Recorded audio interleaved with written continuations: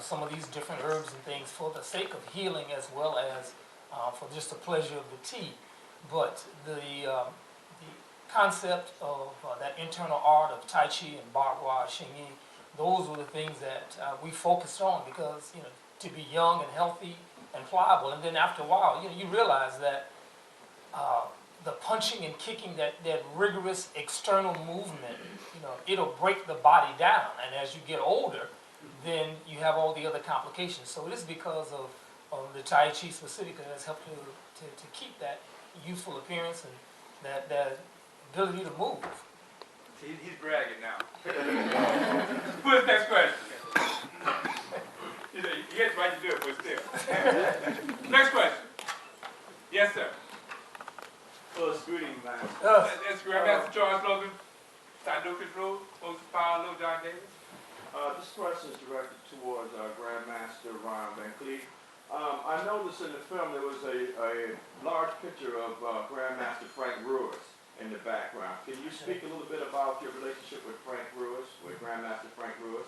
Yes, I met Sensei Ruiz at Grandmaster Peter Urban's in 1959, just before I went in the military. And he had just made black belt. And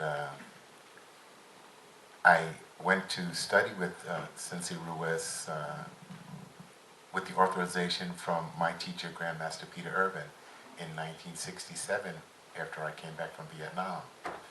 And I studied with Sensei Ruiz from 1967 to about 1973, maybe 1974, during the time when he founded the Nisei Goju system, which was one of the more powerful karate competitive styles on the East Coast. Thank you much. Yes, sir. Next question. Yes, sir.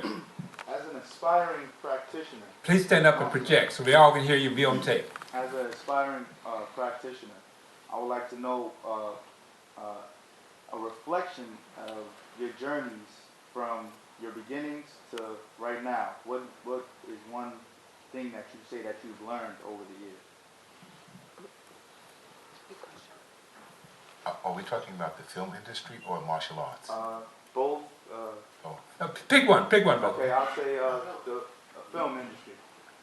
Well, the film industry, it's quite an interesting question in that I never wanted to be in films. I met a man, his name was Alex Stevens. He was the president of the East Coast Stuntmen's Association in 1965 when I was at the Negro Ensemble Company.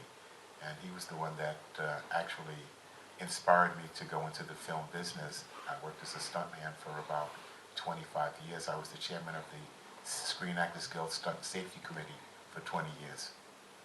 Say that again. I wanted to brag about that. That is really sharp. Did you hear that? Getting involved in martial arts, then going to the films, and then becoming the chairman of what? I was the chairman of the Screen Actors Guild Stunt and Safety Committee for 20 years. Yeah. I retired from the Screen Actors Guild in 2011, and I joined SAG in 1970. So, worked in over 300 films over the years. It's quite interesting. Thank you. But you have to be prepared, you have to really be prepared if you're going to go into business, whether it's stunts or acting. You have to have training, and you have to take your art seriously. Just like martial arts, you have to take acting or directing or producing, like Sensei here. And I'll be remiss if I didn't acknowledge we have a guest in the room, Mike Woods, who came after you. You were in Hong Kong in the 70s to the 80s. and later Mike Woods came and became part of the team with Donnie Yen. Yes. So Mike Woods, please stand up.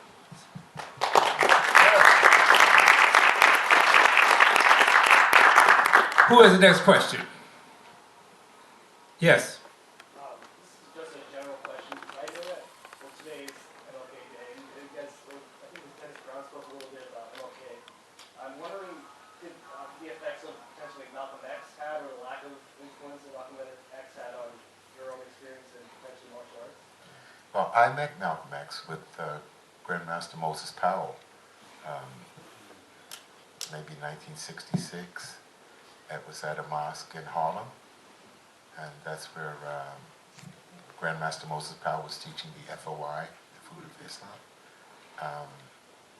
It's a very interesting conversation in that I was a follower of Malcolm's words, and he was a fine example of a true patriot, you know, and he was a gentleman.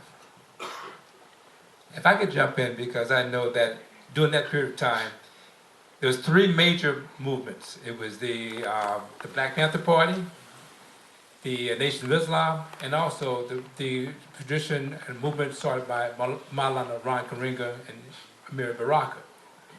And your affiliation, I presume, Tayari, was with the Maulana Karenga's movement. Well, you know, it's interesting when you talk about, we mentioned in the film, you know, that during that time, Microphone, in please. terms of Black history, the civil rights movement, and just the consciousness, the awareness that African Americans were having at that particular point. So, for me, as a martial artist and a fighter, while I understand the peaceful element that Dr. King talked about in the earlier parts of his movement, but remember, people don't really talk about the later part of Dr. King's speech, which is why they killed him, because of his position and how the Vietnam War was changing and things like that. That's the reason why Dr. King is dead, because of that growth and development that he had. Malcolm, on the other end, was right from the beginning. He said, if you put your hands on me, I'm going to send you to the cemetery. So for me, as that young, especially at that time, that young black man coming up, then of course I'm interested in defending myself. I'm doing martial arts, so come on, this is about self-defense. So this other pride and awareness is something that was extremely important. And then when you're talking about the Black Panther Party, so now you're talking about a group of people who, please remember, when you do the history of the Black Panther Party, you know, this is the Black Panther Party for self-defense. They never advocated doing anything other than defending their community. So now there's some other elements and other things come about, but remember, you know, even Malcolm said, be careful of the newspapers, because they'll have you, you know, loving your enemy because of the electronic media in terms of how it's being projected. So for me, when you talk about Dr. Karenga, you know, you're talking about now the man who was involved specifically in developing a cultural holiday, an expression for Kwanzaa, which happens, we just recently celebrated that from the 26th to the 1st of January. When you're talking about celebrating the culture of people in doing something that's about, you know, family, about business, about faith, it's about life and purpose for yourself. So those principles and those qualities are the things that he said with Amir Baraka through out of Jersey when he was working with so many different people. We're talking about just an awareness of self. And martial arts has always been about that. It is about self-awareness. It's about cultivating that best part within you all the time. Hope that made sense. It did. Next question. Yes, sir. Right in front row. Yesterday, Clief, at this stage, with the passing of Sensei Duncan, the passing of great people like Moses Powell, you are the last living legend. I've been martial arts for 40 years. Do you feel that there's somebody that you can look down on and say, well, carry on this traditional martial arts? There is a lot of talent out there, unbelievably so. This whole new generation of jiu-jitsu guys, MMA guys, Muay Thai guys, and traditional guys. There will always be traditional martial arts, always. It's never going to be just MMA or just that or that. Icons are talking past the bank, Clief are talking. I don't really consider myself at level with Moses Powell and Sensei Duncan and those people. I'm way from that. But they were my mentors and my teachers. And Dr. Powell was my first teacher when I was a teenager at St. John's Community Center. So I will always remember those days. You can't forget your roots, ever. Excuse me, right before we go to him, but let me point out something, because love when I get a chance to brag about this particular man because he's been around for so many years, as you talk about it, but he's been a fighting champion, doing weapons as forms as well in every category, competing nationally.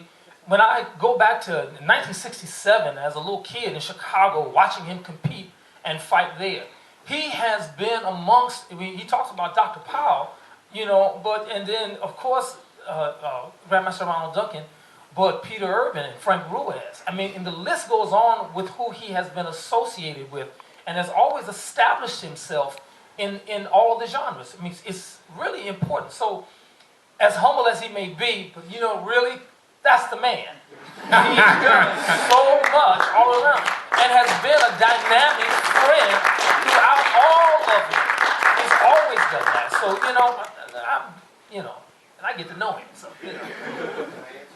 Yes, sir. The amazing thing is, speaking of phone, and he went back to school even now. So at his age, back in school, that, to me, that's amazing, and that's what should be up. Yeah, I started studying Brazilian Jiu-Jitsu 8 months ago in Hawaii with Helson Gracie. Very interesting training with the competition team. 20-year-old guys rolling for 45 minutes after a 3-hour class, 3 days a week. Right here, yes, sir.